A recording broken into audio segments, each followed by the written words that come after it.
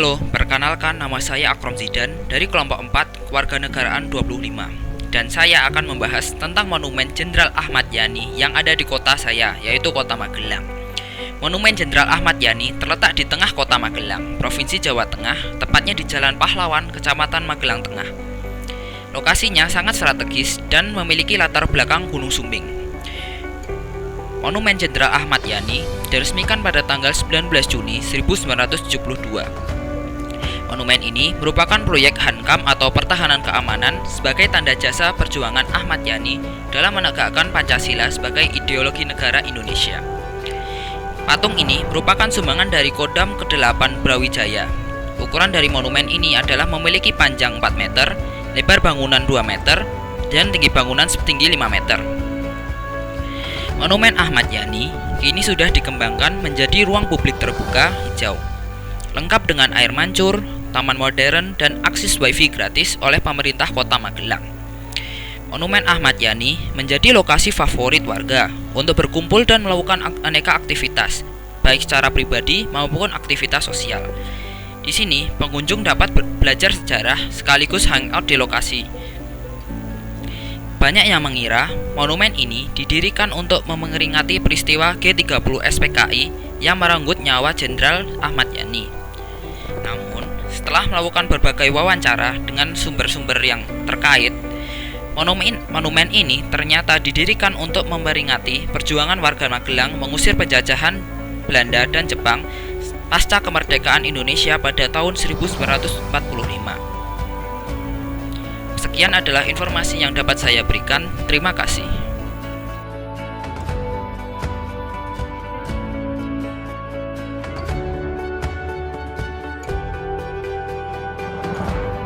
Halo, perkenalkan, nama saya Muhammad Dafal Hakim dari kelompok 4 Kewarganegaraan 25.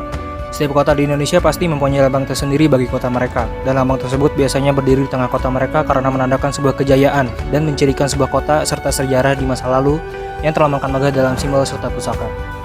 Kota Bogor merupakan salah satu kota yang memiliki lambang khas. Kota yang lebih dikenal dengan hujan ini mempunyai lambang kota yang bernama Tugu Kujang. Sebagai ciri khas kota yang termasuk sangat megah dan jaya, dengan moto Dinu Kuwari Nganjik Nubi Hari sejak Ayeuna Sampereun Jaga, yang berarti apa yang dilakukan hari ini dan esok harus lebih baik dari hari-hari sebelumnya. Tulisan tersebut berasal dari prasasti lingga dan batu tulis Kerajaan Pajajaran yang dipimpin oleh Sri Baduga Maharaja Ratu Adil. Nama Kujang itu sendiri diambil dari nama sebuah senjata pusaka tradisional etnis Sunda yang konon diyakini memiliki keistimewaan dan kekuatan gaib.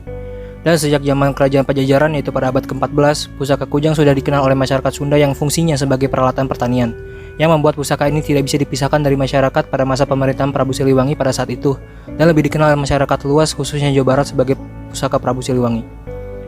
Pusaka tradisional ini memang sangat berarti bagi masyarakat Jawa Barat, khususnya Kota Bogor. Maka tidak heran jika masyarakat Bogor menjadikan pusaka ini sebagai lambang sejarah dari Kota Bogor. Agar selalu dikenang, masyarakat Kota Bogor membangun pusaka ini di atas sebuah tugu yang tingginya mencapai kira-kira 25 meter, yang kita kenal sebagai Tugu Kujang.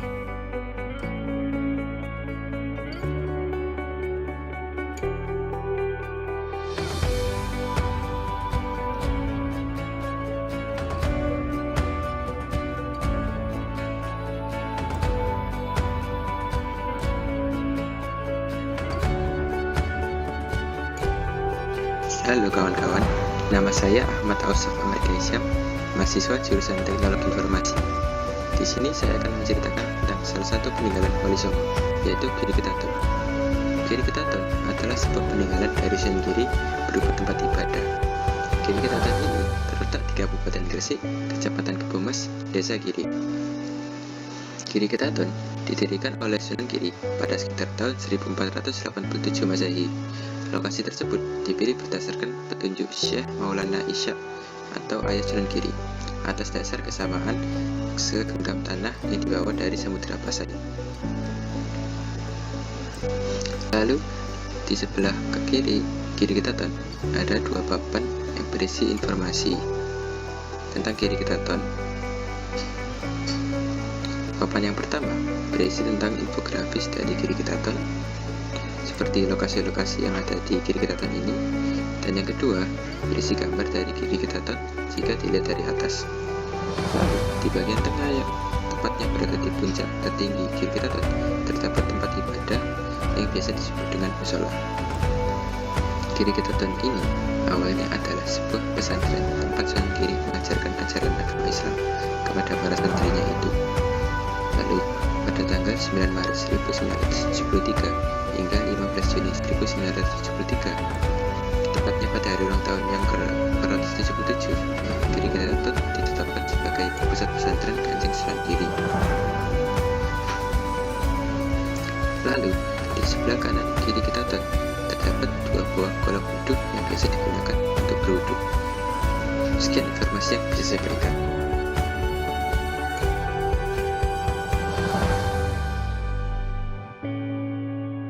Assalamualaikum warahmatullahi wabarakatuh. Perkenalkan, nama saya Fahmi Ammar dari kelompok 4 Kewarganegaraan 25. Di sini saya berada di monumen korban 40.000 jiwa yang ada di Makassar.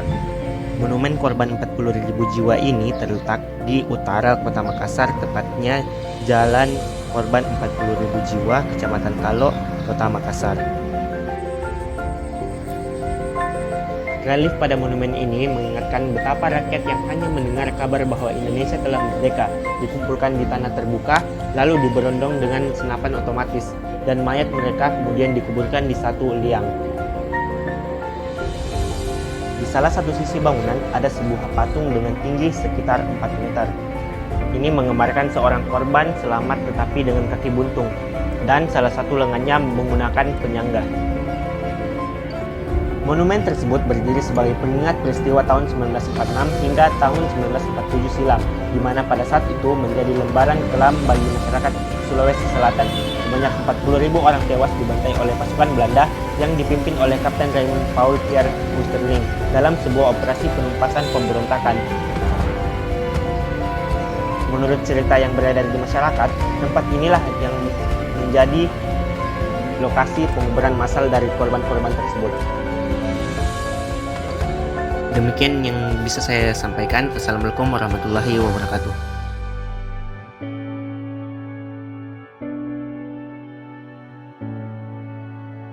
Assalamualaikum warahmatullahi wabarakatuh.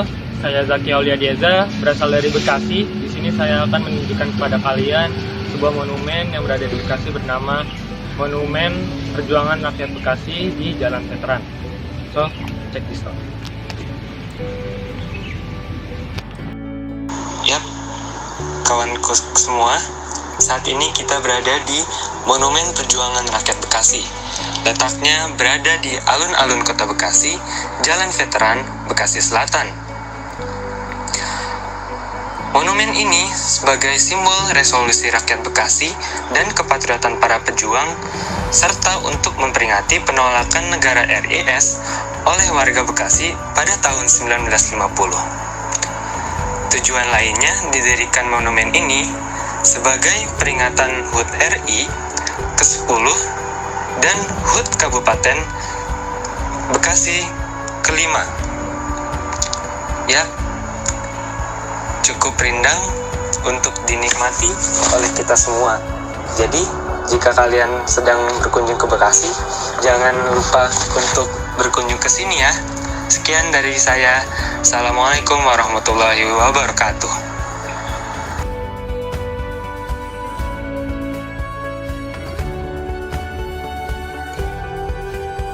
Assalamualaikum warahmatullahi wabarakatuh. Saya Hananta Ditya Dewantara, NRP 502220122 dari kelompok 4 PKWN akan menjelaskan Museum Daerah Kabupaten Lumajang. Museum Daerah Kabupaten Lumajang ini diresmikan pada tanggal 24 Agustus 2015 oleh Bupati Lumajang waktu itu Bapak Asad Malik. Museum ini terdiri dari dua ruang pamer, yaitu ruang kepurbakalaan dan ruang seni budaya. Ruang kepurbakalaan ini berisi bermacam-macam alat yang digunakan oleh masyarakat zaman dahulu, replika prasasti dan juga replika serat yang terkenal seperti Negara Kertagama. Kemudian selanjutnya adalah ruang seni budaya. Pada ruang seni budaya ini terdapat banyak sekali budaya-budaya Lumajang, misalnya dari alat musik hingga ke adat pernikahan dan batik Lumajangan. Dan yang paling khas dari Lumajang adalah